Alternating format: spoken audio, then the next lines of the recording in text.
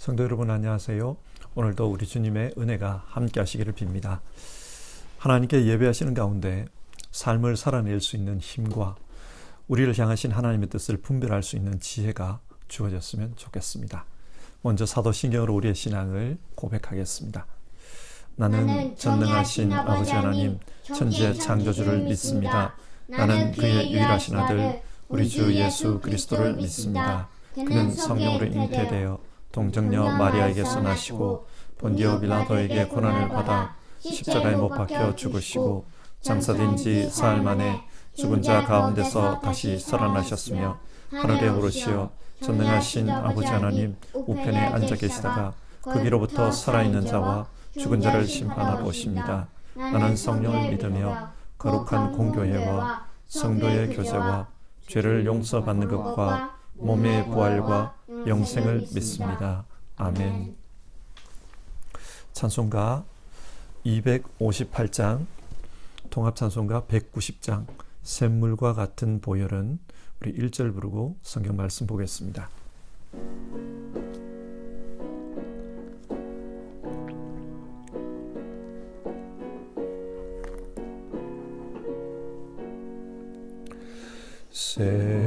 샘물과 같은 보혈은 주님의 피로다. 보혈의 죄를 씻으면 정하게 되겠네. 정하게 되겠네. 정하게 되겠네. 보혈의 죄를 씻으면 정하게 되겠네.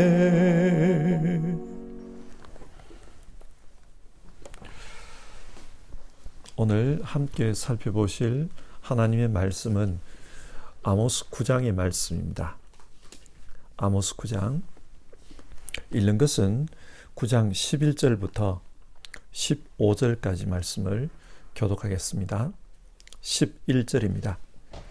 그날이 오면 내가 무너진 다윗의 초막을 일으키고 그 터진 울타리를 고치면서 그 허물어진 것들을 일으켜 세워서 그 집을 옛날과 같이 다시 지어놓겠다.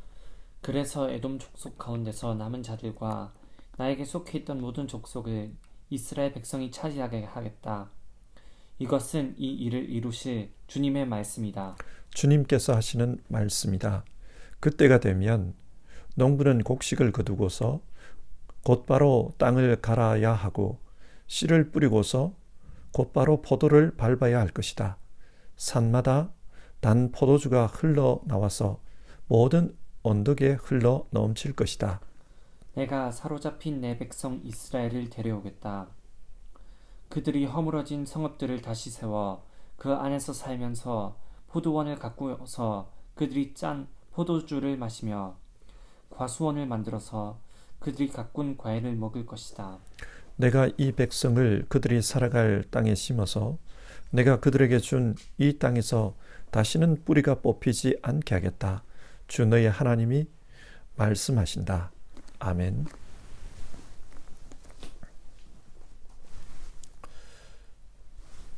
오늘은 아모스서 마지막 장을 살펴보게 됩니다. 그래서 지난 이야기들을 정리하면서 오늘 말씀을 시작할까 합니다. 아모스서는 대략 주전 750년경 북이스라엘을 배경으로 하고 있습니다. 이 당시 이스라엘은 부강한 나라였습니다. 경제적으로 윤택했고 군사적으로도 굉장히 강했습니다. 이스라엘 역사 전체에서 볼 때 전성기에 버금가는 그런 시기였습니다. 뿐만 아니라 종교적으로도 번성했습니다. 많은 사람들이 성소에 모여 열심히 예배하고 있었습니다. 우리식으로 말하면 영적 부흥기처럼 보였습니다. 그러다 보니 사람들은 자기들이 누리는 이 모든 것이 하나님의 축복이라고 생각했습니다. 자기들이 하나님을 잘 믿어서 하나님으로부터 복을 받았다. 그렇게 생각했습니다. 그런데 하나님은 그런 이스라엘의 생각에 동의하지 않았습니다. 이스라엘은 부패했으며 곧 넘어지기 직전의 집과 같다고 말씀하십니다. 왜 그렇게 평가하시는가? 이스라엘은 공의와 정의가 없는 나라였기 때문입니다. 빈익빈 부익부의 상황, 양극화 현상, 그리고 권력자들의 횡포와 불법, 유전무죄, 무전유죄의 법집행, 성경 말씀이 가르치는 것과는 너무나도 다른 모습으로 그렇게 살고 있었기 때문에 곧 넘어질 것이다. 그렇게 말씀합니다. 그러면 이 모든 문제가 어디에서 출발하고 있는 것입니까? 문제의 원인이 무엇입니까? 하나님은 타락한 신앙에서 그 원인을 찾고 있습니다.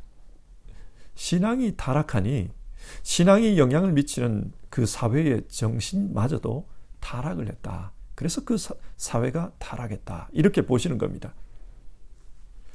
예를 들어 베델의 대제사장이 보인 태도를 보면 아마샤는 하나님이 아니라 왕의 눈치를 보았습니다. 하나님이 무슨 말씀을 하시는가? 그것보다는 왕이 이 일을 어떻게 생각할까? 거기에 초점을 맞추고 있었습니다. 또 하나님의 말씀보다 사람들이 좋아할 그런 설교를 하기를 원합니다. 사람들이 듣고 열광할 그런 설교, 그런 메시지를 선포합니다. 껍데기는 하나님을 믿는 신앙인데 내용은 바알 신앙을 닮은 그런 신앙이 그 시대에 성행하고 있었습니다. 그러는 가운데 이스라엘은 성경이 가르치는 공의와 정의에서 너무 멀어지고 말았습니다. 이스라엘은 더 이상 하나님이 다스리는 그런 나라처럼 보이지 않았습니다. 그래서 하나님은 그런 이스라엘을 심판하겠다고 말씀하십니다. 어떻게 심판을 하십니까? 먼저 하나님은 이 심판에 대해서 말씀해 줍니다. 남유다에 살던 아모스에게 심판의 환상을 보여주고 그리고 그 환상을 북이스라엘에 가서 전하라고 했습니다. 하지만 사람들은 듣고도 그 이야기를 듣고도 받아들이지 않았습니다. 그래서 하나님은 마지막 환상을 들려주고 그들을 치겠다고 하십니다. 그것이 오늘 우리가 살펴볼 아모스 9장의 말씀입니다. 마지막 환상 이야기입니다. 아모스 9장은 이런 맥락에서 시작하고 있습니다. 자, 그러면 오늘 말씀을 살펴보겠습니다. 먼저 1절에서 4절을 보면 아모스가 본 5번째 환상 이야기가 나옵니다. 이 환상의 내용은 성전 기둥머리와 성전 문턱이 흔들리는 것이었습니다. 한마디로 하나님께 예배하던 그 성소가 무너져 내리는 겁니다. 아모스 1장 1절을 보면 아모스가 계시를 본 때가 지진이 일어나기 2년 전이었다. 그런 말씀이 나옵니다. 그러니까 이 말씀 이후에 얼마 지나지 않아서 지진과 같은 그런 재앙이 일어났다는 말입니다. 그러니까 하나님은 지금 이런 지진을 통해서 베델에 있던 그 성전, 그 성소를 무너뜨리겠다는 말씀입니다. 돌로 지은 집이 지진으로 말미암아서 흔들리면 어떤 일이 일어나겠습니까? 돌이 무너져 내리면 거기에서 예배하던 사람들은 크게 다치고 죽습니다. 9장 1절을 보면 하나님께서 그 기둥머리를 가지고 사람들의 머리를 치겠다고 하십니다. 사람들이 죽어 나갑니다. 그런데 그 와중에 살아남는 자들이 있을 겁니다. 그 살아남은 자들을 어떻게 하겠다고 하십니까? 하나님께서 칼로 죽이겠다고 하십니다. 아무도 도망할 수 없도록 만들 것이다. 그런 말씀을 하십니다. 여기서 우리는 크게 분노하신 하나님의 모습을 보게 됩니다. 예배하는 그 사람들을 그곳에서 치십니다. 지금 이스라엘의 신앙이 부패해서 그래서 사회가 부패한 것이고 사회가 부패하다 보니까 하나님의 공의와 정의가 떠나버린 그런 세상이 되었습니다. 그래서 하나님은 그 신앙의 중심지, 부패한 그 신앙의 중심지인 베델의 성소부터 심판하시는 겁니다. 그리고 이 심판은 이제 점점 사회 전면으로 확산이 되어갑니다. 2절을 보면 이 심판을 피해 땅속으로 들어갈지라도 하나님이 끌어올려서 심판할 것이라고 하고 하늘에 올라갈지라도 끌어내려서 심판하겠다고 하십니다. 하나님의 심판 의지를 분명하게 알 수 있습니다. 또 3절 북이스라엘에서 유명한 산 갈멜산에 숨을지라도 그들을 찾아내서 심판하겠다고 합니다. 이 갈멜산은 나무가 우거진 곳이라고 해요. 그런데 그 속에 숲속에 숨어도 하나님 찾아내겠다는 겁니다. 바다에 숨을지라도 바다 괴물을 보내서 그들을 죽이겠다. 그런 말씀을 하십니다. 그리고 4절 적군에게 끌려갈지라도 끌려간 것으로 끝나지 않다. 그곳에서 심판하겠다. 그런 말씀을 합니다. 우리는 이 말씀을 읽으면서 하나님의 분노가 어디에서 출발했는지 그것을 생각해야 합니다. 하나님을 향한 사랑은 없고 웅장한 껍데기만 웅장한 그런 예배, 하나님은 그 예배의 터 성소를 심판하십니다. 성경이 가르치는 공의와 정의는 없고 사람들의 욕심과 탐욕을 자극하며 신앙의 열심만 끌어내려고 했던 그 종교 지도자들의 설교, 하나님은 그 설교가 행해지던 성소를 심판하십니다. 이 말씀을 읽다 보면 저는 무서운 생각이 들어요. 왜 그런가? 우리 시대의 모습과도 너무 비슷한 점이 많기 때문입니다. 지금 하나님이 심판하시는 북이스라엘의 신앙을 오늘날 우리식으로 표현해 보면 이런 겁니다. 사람들은 지금 기복신앙에 빠져 있어요. 어떻게 하나님을 진지하게 믿을까? 하나님을 믿는다는 게 뭘까? 그 신앙의 본질보다는 성공에 관심이 있습니다. 비교해 보자면 교회에서 예수님이 이런 분이다. 그 예수님을 믿으면 우리 삶에 영적으로 이런 일이 일어난다. 우리 눈에는 보이지 않지만 하나님께서 그 예수님 때문에 우리의 영적 신분을 바꾸어 주셨다. 우리는 하나님의 자녀가 되었다. 이런 말씀에 사람들은 흥미가 없어요. 우리는 이제 하나님의 자녀가 되었으니까 거룩과 사랑으로 살아야 한다. 이런 이야기를 사람들은 따분해해요. 왜냐? 너무 많이 들었다는 겁니다. 너무 뻔한 설교라는 것입니다. 성경은 이 문제를 다루고 있습니다. 그런데 이런 성경의 본질적인 문제보다 좀 덜 뻔한 이야기를 듣고 싶어요. 그게 뭡니까? 자기 자신들과 관련된 이야기입니다. 예수 믿고 기도 열심히 했더니 그 자식들이 잘 됐다더라. 매일 새벽 기도 다녔더니 그 사람의 앞날이 이렇게 열렸다더라. 헌금생활, 봉사생활 열심히 했더니 그 집안이 다 잘 풀렸다더라. 그런 이야기를 듣기를 원합니다. 그리고 이런 이야기를 하다 보면 이건 남의 이야기가 아니라 자기 자신의 이야기니까 따분해하지 않아요. 그러는 가운데 과거 많은 목사님들의 설교가 이런 방향으로 흘러간 것입니다. 아무래도 설교가 재밌는 교회, 그리고 직접적으로 자기 삶에 유익함이 있는 교회, 사람들은 그런 교회를 선호합니다. 그래서 심지어 교회 성장학 이런 곳에서는 사람들이 어떤 교회에 몰리는가 그걸 파악해요. 그걸 파악해 보니까 기복설교, 이게 좀 이상하다고 생각되지만 기복설교, 이런 설교를 하는 교회에 사람들이 많이 몰려요. 그러다 보니 이상하다고 생각하면서도 다 그걸 따라가는 겁니다. 축복, 성공, 번영, 이런 걸 좋아해요. 그러면서 교회 강단이 이상해졌습니다. 그런데 문제는 강단만 이상해진 것이 아니라 교인들도 이상해졌습니다. 우리는 간혹 공직에 나선 분들의 청문회에서 저 사람은 이런 문제가 있다, 그런 폭로가 이어집니다. 그런데 나중에 저 사람도 기독교인이라더라, 그런 이야기를 들어요. 또 유명한 경제인들 중에 법을 어겨서 실형 선고를 받았습니다. 그런데 그 사람도 기독교인이라더라, 그런 이야기를 들어요.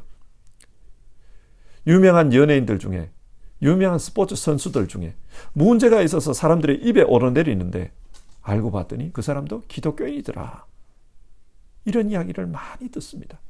심지어 요 근래에는 타락한 성직자들의 온갖 비행에 대한 이야기도 많이 듣습니다. 이것이 바로 아모스 시대의 당시 이스라엘 사람들의 모습이었습니다. 그래서 타락한 성직자들, 그리고 하나님이 보실 때 정의와 공의가 없는 성도들, 하나님은 그들을 심판하겠다고 선포하시는 겁니다. 베델에 있던 그 성소부터 치시겠다, 그렇게 말씀하십니다. 저는 이런 본문을 읽을 때 무서워요. 이게 남의 이야기가 아니라 나의 이야기일 수도 있고 우리 시대의 이야기일 수도 있다, 그런 생각이 들기 때문입니다. 자, 그러면 하나님은 이런 심판의 말씀을 통해 무엇을 원하시는 것일까요? 자기 백성이 바른 신앙으로 돌아오는 것을 원하십니다. 그래서 이스라엘이 크신 하나님의 뜻을 따라 살아가는 것, 그걸 원하십니다. 5절과 6절을 보면 이렇게 심판하시는 분이 어떤 분인지를 밝히고 있습니다. 하나님입니다. 크신 하나님입니다. 그래서 이 땅의 역사가 아무리 대단해도 그 하나님의 권세를 벗어날 수 없다고 말합니다. 어떤 나라가 부강해졌다가 또 망합니다. 또 다른 나라가 일어납니다. 이 모든 것이 하나님의 손안에 있습니다. 또 이 세상의 창조 세계가 하나님의 손안에 있습니다. 하늘도 바다도 땅도 하나님의 통치 속에서 움직이고 있습니다. 그런데 작은 인간이 이 땅을, 하늘과 바다를 움직여 보려고 합니다. 우리 시대를 보십시오. 과학, 그리고 자기의 지식, 그걸 믿고 이 세상을 움직여 보려고 합니다. 그 결과 어떻게 되었습니까? 지금 세상은 기후온난화로 몸살을 앓고 있습니다. 환경 파괴로 몸살을 앓고 있어요. 그 잘난 기술이, 그리고 경제 개발이 이 환경을 완전히 망쳐놓은 겁니다. 물론 그들도 잘해보겠다고 했겠지만 계속되는 이 지구온난화에 예상하지 못했던 재앙들이 여기저기서 발생하고 있습니다. 그로 말미암은 경제 피해가 더 커질 것 같아요. 어떤 지역에서는 홍수가 나서 난리고, 어떤 곳에서는 가뭄이 들어가지고 땅의 사막화가 점점 빨리 진행되고 있다고 합니다.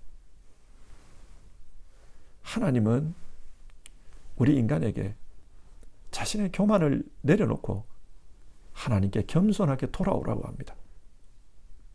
당시 이스라엘이 자신들의 경제적 성공을 믿고 아주 교만해했습니다.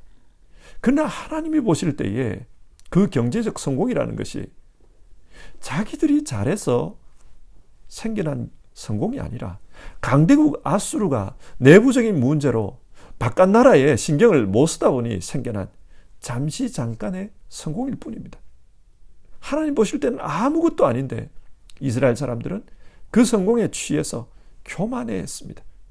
뭐든지 할 수 있는 것처럼 그렇게 생각했습니다.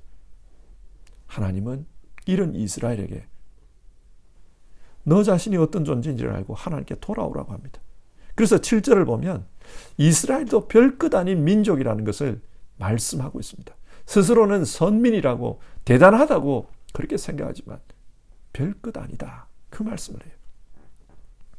그런데 아무리 돌아오라고 해도 돌아오지 않기 때문에 마침내 하나님께서 곡식을 타작하듯이, 채질하듯이 그렇게 심판하겠다고 선포합니다.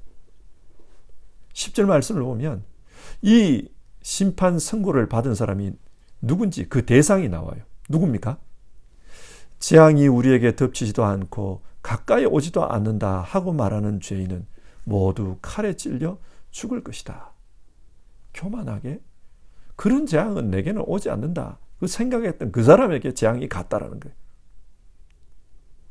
겸손하게 하나님께로 돌아와 하나님의 뜻에 맞게 살려고 노력하는 것. 하나님은 그것을 원하십니다. 이제 이스라엘의 심판은 정해졌습니다. 더 이상 돌이킬 수 없는 현실이 되었습니다. 그래서 11절부터 15절을 보면 심판은 이미 정해졌고 그 심판 이후에 하나님께서 어떻게 하실 건가 그에 대한 말씀이 나와요. 11절입니다. 그날이 오면 내가 무너진 다윗의 초막을 일으키고 그 터진 울타리를 고치면서 그 허물어진 것들을 일으켜 세워서 그 집을 옛날과 같이 다시 지어놓겠다. 하나님은 무너진 다윗의 초막을 다시 일으켜 세우겠다고 하십니다. 그런데 이 무너진 다윗의 초막, 이게 무엇을 의미합니까? 아모스 선지자는 아마도 미래에 있을 이스라엘 민족의 회복을 생각했던 것 같아요. 이스라엘 민족이 다시 일어날 것이다. 그렇게 생각했던 것 같습니다. 그러나 사도행전 15장을 보면 베드로가 이 무너진 다윗의 초막이 바로 예수 그리스도에 의해 세워진 새로운 신앙 공동체, 교회라고 말합니다. 하나님은 예수님을 통해 새로운 교회 공동체를 세울 것을 미리 말씀하시는 겁니다. 이스라엘은 사라졌고 교회가 새로운 이스라엘이 된 것입니다. 그러면 하나님께서 이 교회 공동체를 통해 무엇을 원하겠습니까? 옛 이스라엘과 전혀 다른 하나님의 공동체, 진짜 하나님이 축복하신 그 공동체를 원하십니다. 13절에서 15절을 보면 하나님이 다시 세우실 공동체의 모습이 나옵니다. 13절, 산마다 단 포도주가 흘러나와서 모든 언덕에 흘러 넘칠 것이다. 사람들이 씨를 뿌리고 농사를 짓습니다. 그 농사에 대해서 하나님께서 부유하게 갚아주십니다. 그래서 그 모든 땅에 단 포도주가 흘러 넘칠 것이다. 그 말씀을 해줘요. 하나님은 새로운 공동체를 통해 하나님의 복이 현실이 되기를 그렇게 바라십니다. 자, 그런데 이 공동체가, 이 복된 공동체가 어떤 공동체입니까? 구체적으로 어떤 겁니까? 아모스가 말한 복된 공동체는 공의와 정의가 살아있는 공동체였습니다. 옛날에 이루지 못했던 하나님의 사랑과 정의가 있는 공동체, 그 공동체를 하나님은 새로운 공동체에서 원하십니다. 그러므로 오늘 우리가 생각해야 할 것은 하나님께서 새롭게 세운 이 공동체가 어떤 모습으로 응답해야 하나님의 축복 가운데 살아갈 수 있는가? 우리는 그것을 생각해야 합니다. 이스라엘이 종교적 열정만 있었지 사랑과 정의가 없어서 버림받았는데 대신에 예수님을 통해 새롭게 세워진 교회 공동체는 어떤 모습으로 살아야 할까? 성경은 우리에게 그것을 생각해 보라고 말씀합니다. 오늘 말씀을 정리하겠습니다. 아모스 9장은 최종적으로 이스라엘이 어떻게 심판받았는지, 또 하나님은 그 이스라엘 이후에 어떤 새로운 공동체를 세우고자 하시는지 그것에 대해 말씀합니다. 실제로 주전 722년 아모스의 심판 메시지가 선포된 지 한 세대가 지나기 전에 북이스라엘은 아시리아에 의해서 철저하게 망했습니다. 비참하게 망했습니다. 여러분, 성경이 우리에게 무엇을 말씀합니까? 반면교사라는 말이 있지 않습니까? 오늘 성경은 북이스라엘이 우리에게 반면교사다, 그것을 말씀합니다.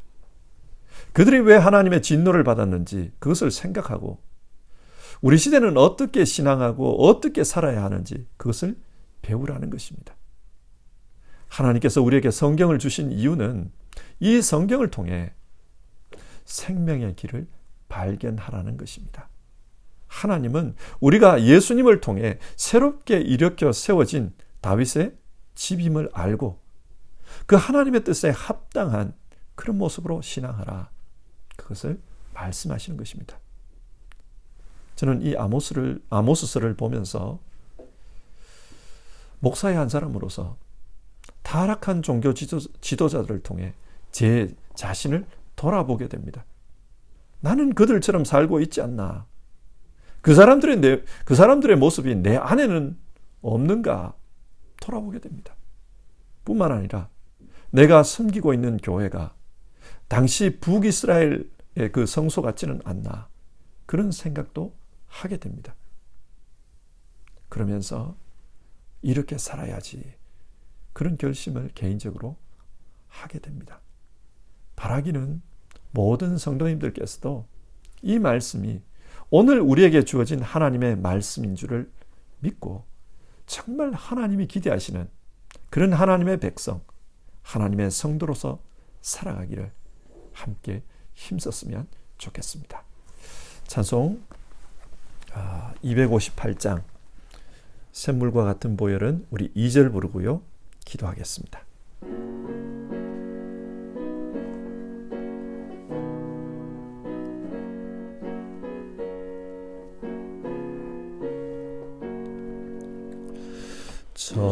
저도적 회개하고서 보혈에 씻었네. 저도적 같은 이 몸도 죄 씻기 원하네. 죄 씻기 원하네. 죄 씻기 원하네. 저도 저 같은 이 몸도 죄 씻기 원하네. 같이 기도하겠습니다. 지금은 사순절입니다.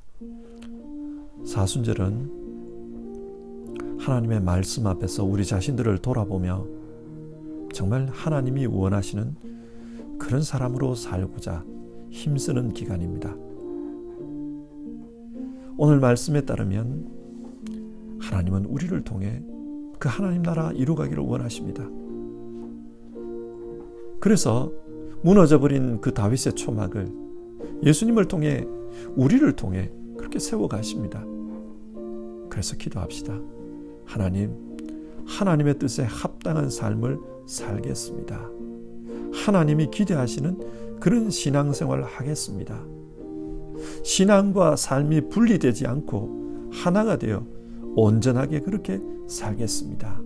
우리 마음으로 결심하고 기도해 봅시다.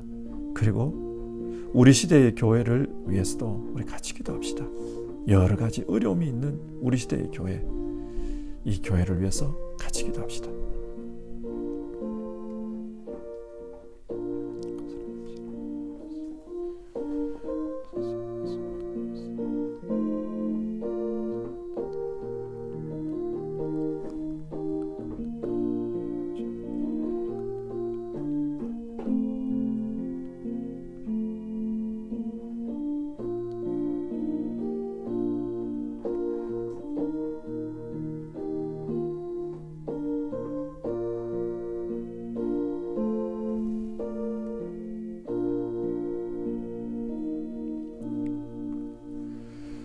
하나님, 아모스 9장의 말씀을 통해서 하나님께서 이스라엘의 심판을 통해 무엇을 기대하셨는지 우리가 그것을 살펴보았습니다.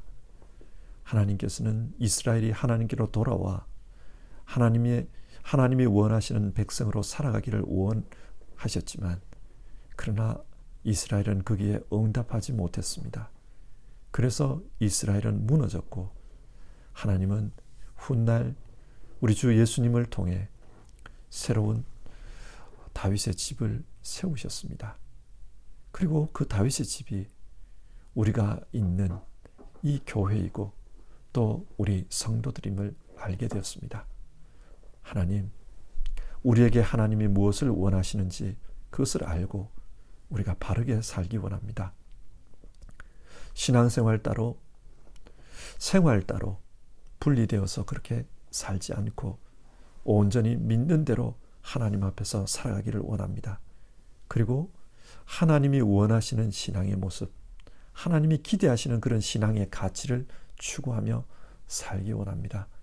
우리 한 사람 한 사람을 인도해 주셔서 하나님의 뜻에 합당한 신앙인으로 살도록 이끌어 주시옵소서.